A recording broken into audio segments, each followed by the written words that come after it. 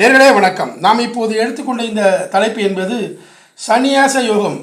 அதாவது இந்த சந்நியாச யோகம் என்றால் என்ன என்ற தலைப்பின் அடிப்படையிலே நாம் இப்போது தெரிந்து கொள்ளலாம். அதாவது இந்த சந்நியாச யோகம் என்பது சில ஜாதகங்களில் காணப்படும் விசித்திரமான கிரக சூழ்நிலைகள் அல்லது சேர்க்கைகளாகும். அவை சந்நியாசத்தை குறிக்கின்றன. அதாவது அந்த யோகங்களுடன் பிறந்த நபர்களால் உலக பொருள் வாழ்க்கையை துறக்க வேண்டும். இதை சந்நியாச யோகங்கள் பிரிவுராஜ்ய யோகங்கள் என்றும் அழைக்கின்றனர். அதாவது இந்த சந்நியாச யோகம் என்பது கடக லக்னத்தில் பிறந்தவர்களுக்கு 10ல் சூரியன், புதன், சுக்கிரன் இருப்பின் இதை சந்நியாசி யோகம் என்று அழைக்கப்படுகின்றன. அதாவது இந்த சந்நியாசி யோகம் என்பது ஒரு மதத்தின் தலைவராகவோ அல்லது ஆன்மீக தலைவராகவோ ஆகும் அமைப்பு இங்கே உண்டாகின்றது.